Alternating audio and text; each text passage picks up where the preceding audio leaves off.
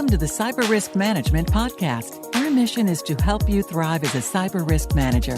On today's episode, your virtual Chief Information Security Officer is Kip Boyle, and your virtual Cybersecurity Counsel is Jake Bernstein. Visit them at cyberriskopportunities.com and focallaw.com. So, Kip, what are we going to talk about today? Hey, Jake. Hi. We have a guest today. We're going to talk with Michael Garcia because he co-authored a report that I think our audience needs to know about. I wouldn't say it's the easiest report to read, but after I looked at it, I was like, I got to get Michael on here to decode this for us. We're not the intended audience, but we'll get into that. His report is called A Roadmap to Strengthen U.S. Cyber Enforcement. Where do we go from here? That sounds really interesting. And, I have some experience in this area. So, Michael, welcome to the podcast. Thanks for having me, guys. Yeah, we're happy that you're here. Thanks for making the time. Would you introduce yourself and let our know just a little bit about your background? How did you get here? Absolutely. So my name is Michael Garcia. I'm a senior policy advisor for Third Way in their national security program, where I work on their cyber enforcement initiative, which I'll talk about in a little bit. I've been there now for about a year, started in April 2020. So it's about my 1 year anniversary about 2 days ago. Prior to that, though, I spent a number of months with the U.S. Cyberspace Surveillance Commission, which was a congressionally mandated commission that looked at how the U.S. can improve its cyber deterrence. So I spent a number of months there working on recommendations and developing legislative proposals to achieve that end. Prior to the commission, I spent a number of years at the National Governors Association, where I traveled around the country visiting various capitals to work with governors' offices to develop legislation, policies, executive orders related to cybersecurity, technology, and other national security issues, and a lot of which was looking at how we can improve public-private partnership around this issue, which I know is something of keen interest to your listeners. So that's me in a nutshell. Oh, you're a COVID hire. Did you have that all sorted out before the pandemic showed up? I sneaked in just in the door before everything happened. The funny thing is I've only been in the office for interviews and have not yet been in the office. So I've been told I have a nice desk and computer and laptop, but so far I've not seen it. Oh, that's funny. I hope you do soon. It's a brave world out there right now. So, Michael, this is great. Today, we're going to unpack the report you authored. And I have to be honest, I've not read the entire thing. I looked it up and it said estimated time to read, like 1 hour, 47 minutes. And I thought to myself, if I had an hour and 47 minutes, maybe I could get through this, but I don't.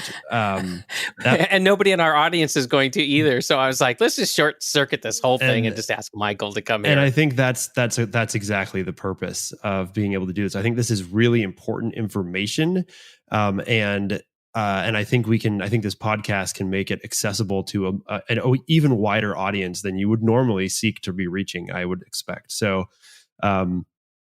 Kip and I have been saying for years that, we're completely outgunned by cyber criminals. It's very, very difficult to stop them as a, individual company. It's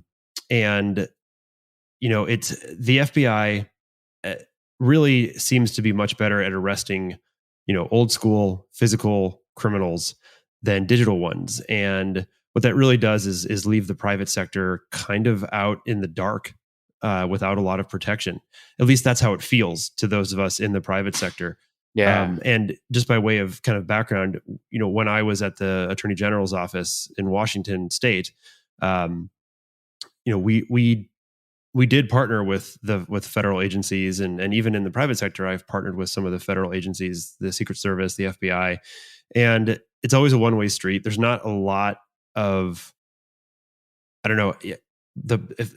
there's not really a public-private partnership right now, or there's more like a one-way information I don't want to say exchange. It's an information granting mechanism where we give information to the government and the government stares at us blankly, which is not, which I understand. Having been a government, in government law enforcement, I understand why we do that. However, this just works so well. It's not helpful for people that are trying to, run businesses on the digital highway. So, Michael, is there by any chance a, excuse the pun, third way? And if so, who is Third Way and why did they decide to write this report? Yeah, thanks for that, Jake. You hit on a lot of things, but I think just to kind of hit that last point, Third Way is a center-left think tank organization in DC that covers a whole host of policy areas, a lot of researching and writing on things like healthcare, education, workforce, and then the National Security Program where I reside, where we have our cyber enforcement initiative. And back in 2018, when the initiative began, before my time, but my former colleague, Mika Oyang, she did analysis of a scan of what was being talked about, what was being researched, what was being written about. And she realized that the cybercrime angle was not being mentioned at all. It was a lot of how can we protect our IoT and infrastructure and cyber hygiene, as well as looking at maybe what's going on in Defense Department world and international space, both of which are very important. But you're missing a whole slew of things in the middle in terms of cyber criminals going after not only mom and pop shops as well as individuals, but also attacking Fortune 500 companies. I think you look at Target, Home Depot, Equifax, the list goes on and on, some of which are just lone actors, some of which are abetted by nation state actors. What we saw was that there's not actually a lot of policies being proposed around cybercrime, and especially going after the human actor behind that crime. Because at the end of the day, any cyber incident is actually a crime. So we began developing a series of policies and papers beginning in 2018, really laying out that landscape. And then when I joined in April 2020, we saw a unique need or line of interest in that with the new administration coming in, whether that's going to be the second Trump administration or Biden administration, 116 Congress, we saw that we can really propose some low-level hanging fruit in order to help folks like the FBI, Secret Service, to get at some of the things that you mentioned. So we convened 30 subject matter experts starting in April through June and July of 2020. And these experts range from various former administration jobs in the government, as well as private sector, state and local representatives, and international partners as well, to really tackle this from a holistic framework. I think we're a little too holistic, and that's why the paper is an hour and a half long to read. But we do try to make it a little digestible, because at the very end, we have a pretty nice table in terms of saying who's going to do what, how long it'll take in order to implement the recommendation. And the nice thing about it is that while Third Way ideologically is a center-left institution, our report is nonpartisan in nature, because we really want to show that cybersecurity shouldn't be politicized. It really is nonpartisan, and that anyone, regardless of the administration, could take it on, and whoever controls Congress could take it on as well. And so if you look at the report, it's very much written in that kind of framework, consensus building approach. Absolutely. That's super helpful. Gosh. And you know, it's I have to say I'm actually really impressed with how quickly you guys put this together. I mean, I've been part of kind of team written white papers before, and the fact that you joined about a year ago and yet this thing is already written, I'm actually like, hey, that's amazing. So good job. And great. I think this is you're right. The appendix 1, to our listeners, if you want to, if you don't want to read the entire thing, which, a lot of our listeners just don't have time for, download it, skip to page 62 of the PDF, and you've got the appendix, which is the summary. And that's super helpful by itself to kind of get a sense of what's going on. Yeah. Michael, one of the reasons why I was so attracted to what you're doing here, this body of work and this report, isn't because I was part of the target audience. I don't think any of us listening right now are really part of your target audience, but it was really about nobody's talking about this problem, as you said, right? I mean, Jake and I are talking about it in terms of, helping our listeners and, and our customers and clients know, like, what's the landscape you're operating in here. But what we don't see is, is serious, credible suggestions for what can be done about it. It seems like a really intractable problem. So I'm just really glad you guys are addressing it. But I was curious. I've never worked with a think tank before. No matter where they fall on the political spectrum. And I'm curious, you gave some background, but I'm still kind of wondering, how does this issue relate to Third Way, and just in terms of its charter, why this? There's lots of intractable problems. Right. It's interested to know why this one.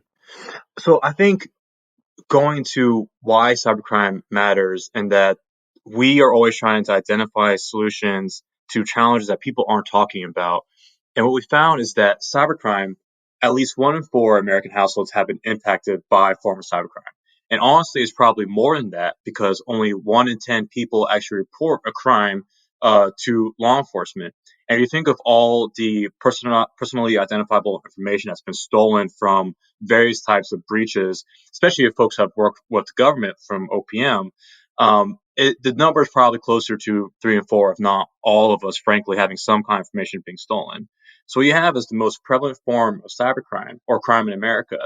Yet when we crunch the numbers in terms of arrest rate, we've seen that of the crimes that are reported to FBI, only 3 in 1,000 actually lead to an arrest. So you have the most prevalent form of crime, but the lowest enforcement rate. And so we saw that there is a need in order to kind of bridge that delta and understand that, this impacts every single person, every single business in America, and members of Congress should pay attention to it. Yes, deterring adversaries is important, but actually going someone after the criminals is equally important. And that's why I think Third Way started really tackling this issue. Okay, cool. Now we're going to get to your recommendations, right? Because I want to unpack that. But I just first want to take a little detour and just reemphasize. Jake and I both said, like, we don't think we're in your target audience. Who is in your target audience? Yeah, no, you're absolutely right. If you look at the report, it's a lot of FBI should do this, Secret Service should do that. So our target audience was really primarily focused at the federal government, identifying policies and proposals that they should implement. If your audience reads it, it reads very bureaucratic, like a government report almost, which was intentional. So that was our primary audience. For our secondary audience being staffers on congressional committees and other Hill committees to identify legislation that they could implement, because they can easily take out FBI should do XYZ to say Congress should do ABC, with FBI doing these things. That being said, the recommendations do have implications for private sector companies.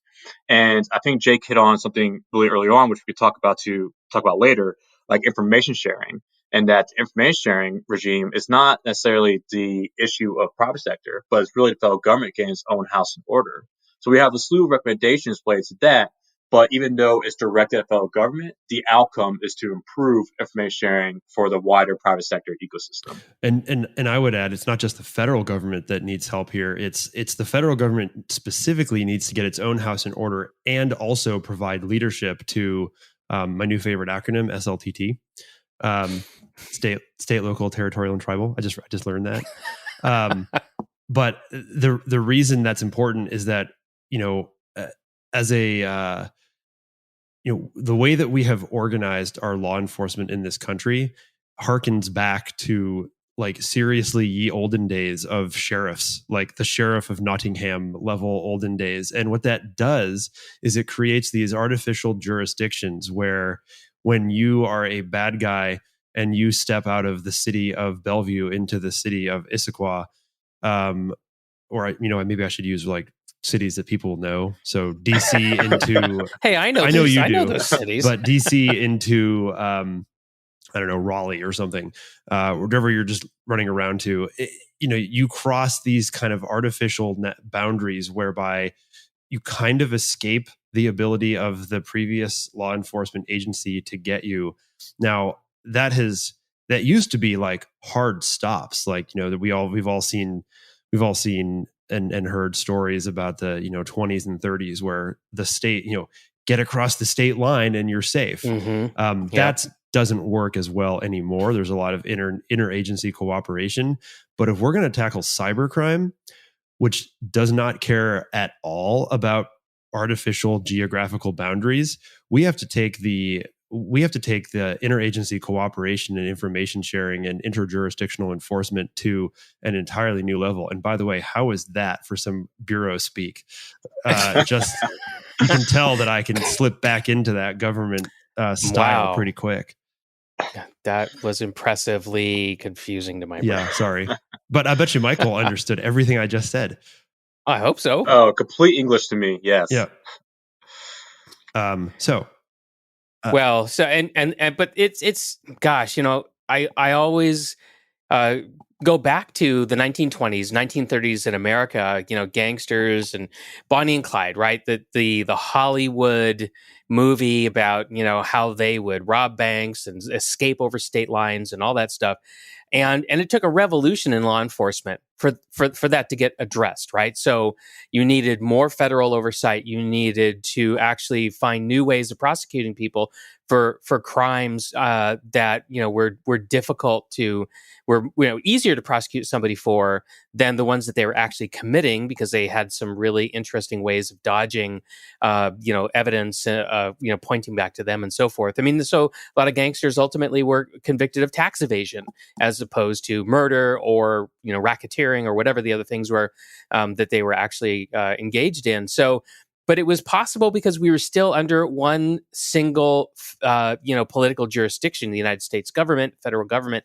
This is different, though, right? Because now we're talking about crossing national boundaries, national borders. This is global. It's transnational, different languages and cultures. I mean, it's not just Alabama versus Mississippi. So it's way harder, right, Michael? Yeah, absolutely. I think it's different from traditional crime in that you have victims based in the U.S., but the ones perpetrating the crime are overseas. So as a result, we have to help our 18,000 state and local law enforcement, a lot of which are in rural communities and a lot of which are just five law enforcement officers, some of which really don't have computer investigative backgrounds, trying to then put the pieces together to identify maybe someone who is in the Ukraine. So it is a multinational, multi-jurisdictional issue, which is why I think the report is so long, because we had all these things to deal with. There's a lot to do. Yeah, in addition to the interagency issues that Jake pointed out. There's a lot to do. Oh my gosh, there's so much to do. well, and I think one of the biggest challenges that I recall from trying to enforce U.S. law is that the bad guys, they simply are in places where it's not a friendly nation state, which makes it even more challenging. And I think that is going to be, that ultimately is a diplomatic problem for, like, literally nobody else but the US State Department can help with that. Nobody else. I mean, it has to be the federal government. As things are right now, right? So, Yeah. but maybe this is a great time to segue into what exactly is being recommended in the report. Yeah. So as we were talking about, there's a lot of challenges to address. So what we did is, as I mentioned, we had those 30 subject matter experts, convened them, and we broke them out into 3 different working groups, which then created our 3 chapters in a report, which boils down to White House architecture, domestic law enforcement capabilities, and international capability and capacity, which we were just touching upon at the last bit here. So within these 60 recommendations, they fall within those 3 chapters. With the first one, the White House architecture, really looking at how can the federal government become a better coordinator, not only amongst the federal government agencies, but also with its international allies, as well as coordinating with state and local partners, which then could trickle into better cooperation and collaboration with private sector partners. And it makes it so much easier knowing, if I'm a private sector entity, knowing, okay, the FBI is responsible for this, Secret Service does that, State Department does this. Right now, those clear line of efforts do not really exist. They're kind of muddied, and we need to do a better job of fixing that. So that's what Chapter 1 really talks about. Chapter 2 is really looking at how can we provide better coordination amongst domestic law enforcement so that FBI, Secret Service, and DHS are working together and coalescing together, so then it can help with those partners at the state and local level who can then engage with victims, whether they're individuals like us or private sector businesses or other types of entities. And that also encourages we talk about a framework in which we can incentivize reporting mechanisms, information sharing, and better collaboration to share data so that we can go after criminals who live overseas. And that brings me to the 3rd chapter, which is really looking at how can we shape the U.S. government so it could be a better international ally to improve our allies' ability to go after cyber criminals, and also to impose consequences on those countries like China or Russia, who have been known to have connections with criminal syndicates to steal intellectual property information from private businesses. And I think what's fascinating, and one little just like tidbit I want to share with folks, is that we were talking about how the State Department is the only federal government agency that, and really the only entity in the U.S. that could and should be leading these international efforts. Yet for the State Department, we don't have a cyber technology bureau. It Yeah. doesn't exist. And that was one of our key recommendations. It's one of the main recommendations is that we are dealing in the 21st century, yet our main department engaging in international affairs is not equipped to handle this 21st century challenge. Mm-hmm. Totally agree. Wow. Totally agree. I mean, Wow. this is There's a so huge, major problem. I think it would be worthwhile to maybe hit on a couple of points within the kind of specifics. Like, I'm curious if you had to pick, one or two of the most important kind of recommendations in there. Like, if you had to pick two or three things that, like, I can wave this magic wand and they're going to do this, what would you choose? What do you think is the most important? Because, according to the this table here, there's 16 kind of main points, and then, as you said, 60 plus overall. You can go ahead and pick from the 16 main points. We'll make it a little easier. But I'm kind of curious, what do you think it would have the most immediate effect on helping to begin, to really begin to deal with this problem? Closing this gap. Yeah. Yeah. That's really difficult because to me, they're all equally important, as any author should say about his recommendations. You love all your children equally. Exactly. But some of them I like a bit more. I think the way I'll do this is I'll talk about the ones that I think will have the greatest impact for private sector partners, which I think is really important and probably most germane to this conversation. And they kind of equally are within the three chapters I mentioned. First and foremost is information sharing. And it killed me to even put it into the paper because since the dawn of the internet, we've been talking about information sharing. I mean, I think people slap their hands against their face when they hear it because it's just something we've been trying to do forever now. And as I mentioned, it's not necessarily information flowing from private sector up. It's the opposite in that the federal government does not provide actionable, timely, and relevant information to private partners, nor do they really know the needs of their private partners, which, that's not slamming the federal government. There are tons of private individuals who have various needs and equities at stake with their companies, and there's various sectors, but they all need to have tailored information. So one of our key objectives is to have a more streamlined, thoughtful approach in which you're not going to get information from FBI, Secret Service, and the whole host of agencies that have information. But there should be a streamline in which it's one vector to share information down. And also, when private sector shares any information to any federal point, that information is then shared writ large across the whole federal enterprise. And because right now, I know Jake probably understands this more than anyone here, but there's so much bureaucratic infighting that when the federal government receives a piece of information, it's mine. That is mine. I'm not going to share it. I need to protect this because that's my interest. We need to break down those silos, and that then will help with information sharing. Absolutely, and I think there are some good models out there. I think the FBI's InfraGard is a good example. I think it can, that but bigger would be a really good start. Absolutely. And I think there's so many of these ISACs and ISOs that I'm sure a lot of your listeners are familiar with. Leveraging those is really important. So I think that's number one. Number two is that we need to do a better job of institutionalizing relationships between federal government, state and local, and private partners. And it's really a three-legged bar stool. You need all three legs in order for the stool to be held into place. Right now, too often, it's based off of personal relationships.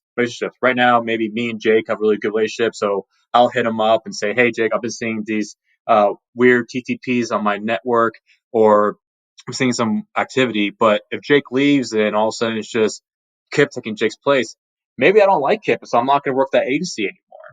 And we can't have that. So we have a series of recommendations in terms of what is each federal agency's responsibility for certain issue areas? When should they be called? And how can we make sure that private partners understand that and that it's an institutionalized relationship rather than a personal relationship?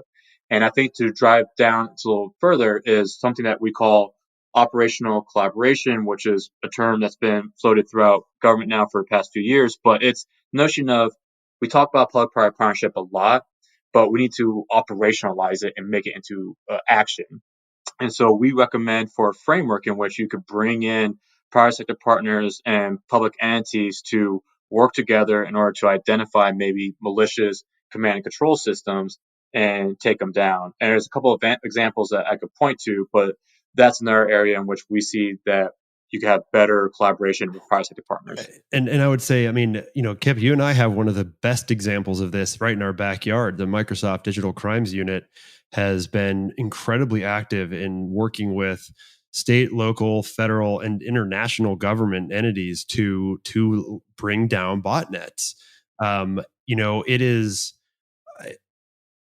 It's amazing to me that a private corporation that is, that literally by law has to be focused on shareholder value and profit is able and willing to. It's performing a law enforcement. It's performing a law enforcement function, and it's doing it better than law enforcement, and that should be something that is really looked at by the federal government. Well, and I think Michael, I kind of hear you touching on this subject a little bit, but I think where we also need to go in this conversation is an acknowledgement that private sector probably has more of the tools and more of the understanding of the problem space and the expertise, which is why we're seeing that. But it also comes with a downside, which is private sector doesn't trust government enough to fully let them, enter into an equal partnership, and so that's absolutely a cultural barrier, which is not dissimilar to the FBI counterintelligence versus CIA counterintelligence, where we've got political boundaries, declaring where these organizations can operate.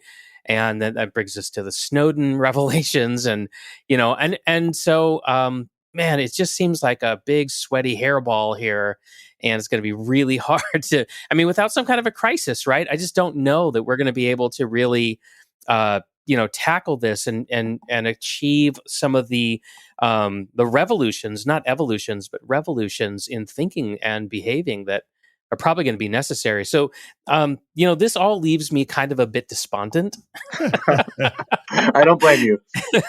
And again, if I'm thinking about our audience, right, I'm like, oh my goodness, if anyone's still listening at this point, they must be thinking like, what do I do? Like, it's like the cavalry is not coming, right? Like none of this stuff's going to get resolved anytime soon, unless you know something, Michael, that we don't. And so I just can't help but to then move on to this like, what should our listeners be thinking about your report? What should they be asking their elected representatives to do? And like, what should they do? I mean, is there any relief coming for them? Add one more question to that list, what could they be doing now to promote these goals? Obviously report to the FBI, use IC3, all that stuff. But I think that's equally important is what can they do now to make this happen? Right. So I think I'll actually key off that last point in that I understand the trepidation of not reporting to federal government for a whole host of concerns, and primarily of which is regulatory blowback or any kind of financial injuries that they could face. But I do think that first and foremost, that if a company gets hit with ransomware, malware, or any kind of incident, that reporting to law enforcement is really important because the federal government actually has a lot of good resources to bear. I know this conversation has been talking about how they need to be improved, but they actually have done a lot in the past years, and various agencies have a lot they can offer. And there are stopgap measures in that if you report something to the FBI, that's not necessarily going to be reported then to the SEC or any other kind of regulatory framework. But I understand some of the issues related to that. And that's why I think tapping into some of these ISALs and ISACs that we were discussing earlier, in that if you're not part of your local ISAL, that maybe you're a retail shop, there's a retail ISAL that's out there that shares a lot of good information, and it's a good way to put a middleman between yourself and the federal government, yet you can still intake federal government data while not necessarily touching them. And lastly, and it's something that we haven't touched upon yet, and I think would be good to touch upon, is the workforce issue. And, it's not only federal government, the private sector sees it too. There's a huge workforce gap. There's actually a website that the National Institute for Standards and Technology put out that really looks at the workforce gap. And I think part of that gap, though, is that far too often we see cybersecurity as an IT issue, when it's really so much more as an IT challenge. And so it's a business challenge, I think. It is. But as a result, though, you need to make sure that when you put out your open applications out there, that you frame it in which you're not going to deter people who don't have a computer science or cybersecurity background. And then that also helps you to diversify your employment base, because right now, far too often, women and people of color are not making up the largest cybersecurity workforce, and you're losing out on kind of that diversification of issues. So I think those are the three things I'd point out. Dang, but there's no silver bullet. There is no silver bullet. I was hoping you'd have one. We could turn the internet off and call it a day. That would. Well, for those of us of a certain problem. age, we know how to survive, right, in an environment like that. I'm reminded of, and myself included, literally does not know how to survive if you turn the internet off. I'm reminded of conversations with customers, and I talk about, like their business continuity plan, their disaster recovery plan, and I often ask them, I'm like, so what are you going to do if you can't actually access your file server to read the plan that you should be following when something bad happens, right? And it's like, we should probably print these things. And I'm like, I know the poor millennials they're not really going to know what to do with a pencil in their hands, and we're just going to have to train them. Yep. Yeah, but we may end up back in that type of a world anyway, right? If we can't govern this internet thing, then